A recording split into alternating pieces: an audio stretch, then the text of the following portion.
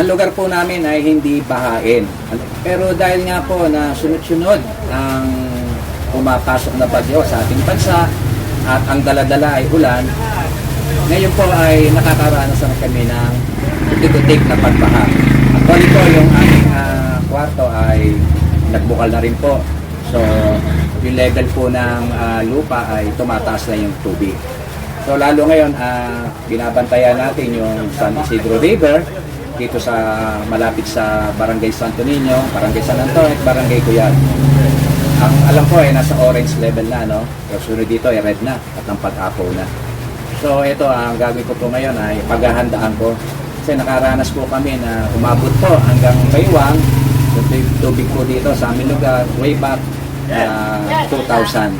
Panahon ng Milenyo, no? Yung bagyong Milenyo. At may nauna pa rin doon. So twice na po kami nakaranas na nagbaha, pero kagandahan po sa lugar namin ay after na umupa po yung tubig, madali pong bumaba yung tubig baha sa amin. So pero ngayon, dahil hindi po natin inaasahan na patuloy ang pagpasok ng mga bagyo sa ating bansa.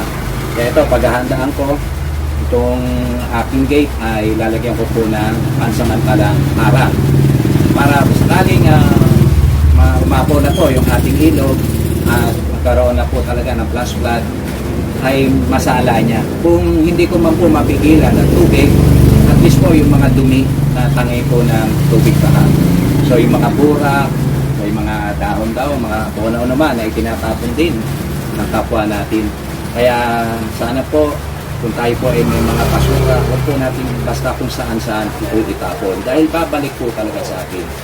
So ito nga po, nagbubutas po ako para lalagyan ko po ng harang, lalagyan ko ng insulator, then foam, then kahoy. Tatayuan ko ng bakal, pero di tanggal po.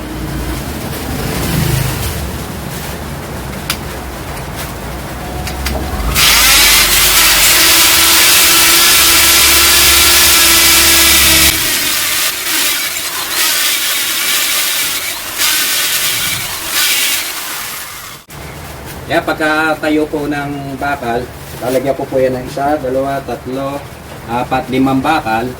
Siya po yung maghaharang. Ano ko ilalagay? Insulator po yung ginagamit sa bubong para hindi po tumagos ng tubig. Then lalagyan ko po ng makapal na foam. Then susundan ko po ito ng kahoy para hindi po siya tumulak. Then lalagyan ko rin po sa harapan para sigurado po na hindi makapasok yung tubig. Kung makapasok man ay masala po yung mga basura. Kasi ang tubig talagang mahirap harangin niya, no? Ipilit dumaan niya sa mga siwang. So ito po, bali nakakadalawang butas na po ako. Ito yung pangatlo po, no?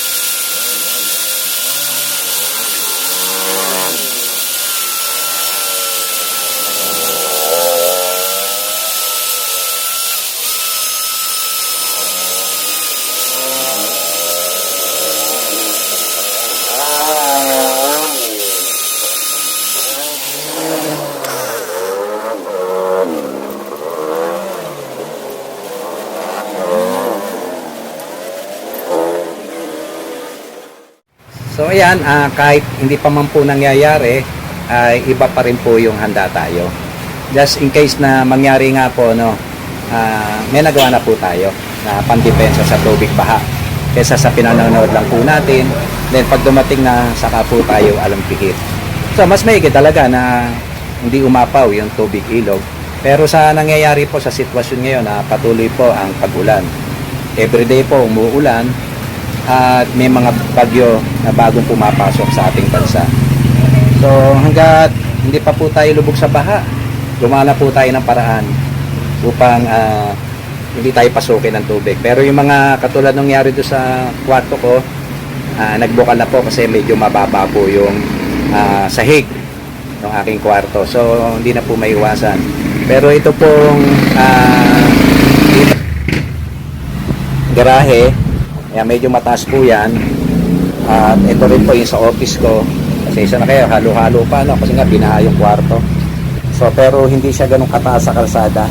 Siguro sa level po ng kalsada, mga almost half na ruler lang to, mga 6 inches, no? Maintenance. O maring isang ruler na rin po, no?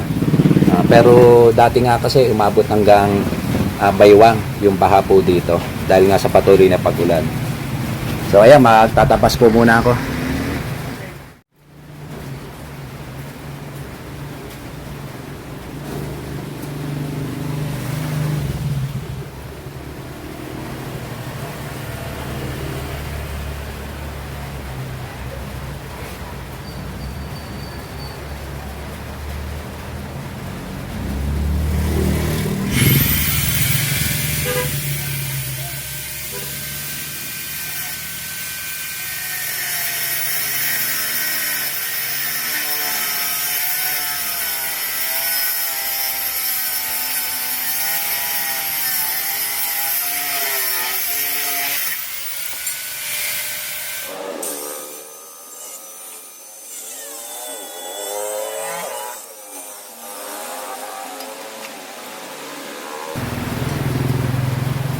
Bali, 5 piraso po yung ating tatayong poste. Ito po yung haharang ko sa pangaharang ko para hindi kayanin ng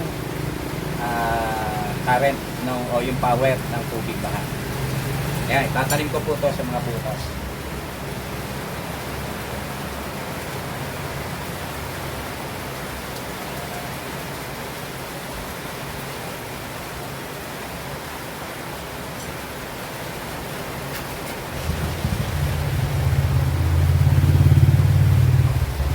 Lima na po yan.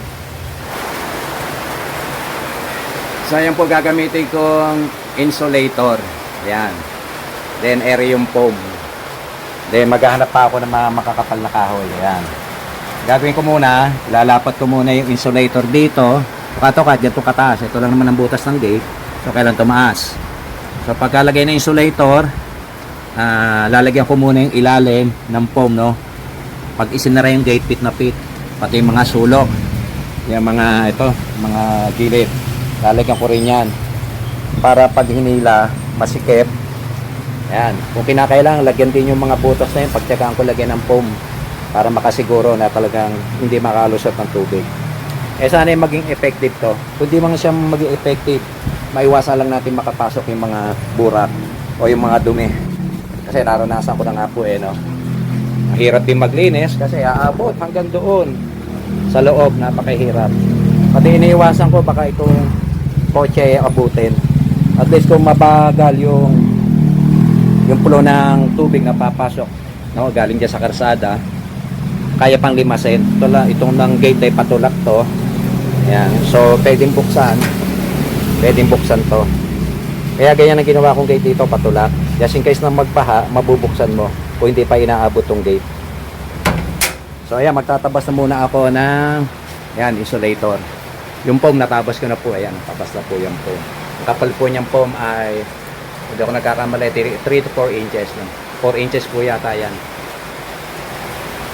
So ayan, magtatabas po muna ako. So ayan, kahit hindi pa man po nangyayari, ay iba pa rin po yung handa tayo. Just in case na mangyari nga po, no, may nagawa na po tayo na pandepensa sa tubig baha kaysa sa pinanonood lang po natin. Then pag dumating na, saka po tayo alampihit. So mas maigi talaga na hindi umapaw yung tubig ilog Pero sa nangyayari po sa sitwasyon ngayon na patuloy po ang pag-ulan. Everyday po umuulan at may mga bagyo na bagong pumapasok sa ating bansa. So hanggat hindi pa po tayo lubog sa baha, gumana po tayo ng paraan upang hindi tayo pasukin ng tubig. Pero yung mga katulad ng nangyari doon sa kwarto ko, nagbukal na po kasi medyo mababa po yung sahig ng aking kwarto. So hindi na po maiwasan. Pero ito pong garahe, medyo mataas po yan. At ito rin po yung sa office ko. Kasi isa na kayo, halo-halo pa, no? Kasi nga binaha yung kwarto. So pero hindi siya ganun kataas sa kalsada. Siguro sa level po ng kalsada, mga almost half na ruler lang to, mga 6 inches no, maintenance o maring isang ruler na rin po, no. Pero dati nga kasi umabot hanggang baywang yung baha po dito dahil nga sa patuloy na pag-ulan. So ayan, magtatapas po muna ako.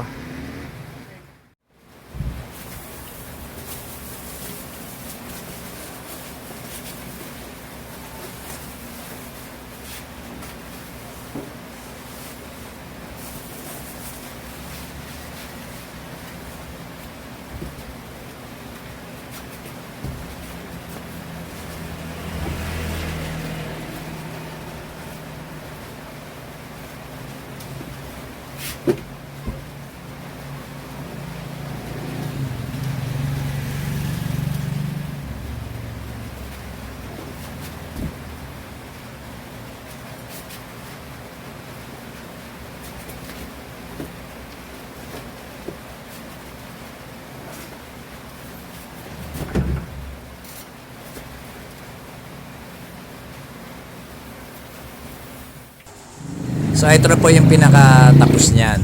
Una yung insulator, pangalawa yung foam, pangatlo yung kahoy, then panghuli yung bakal na itinusok para hindi siya matangay ng tubig. So ito naman kung kabila ang lalagyan ko ng insulator, foam, kahoy at bakal.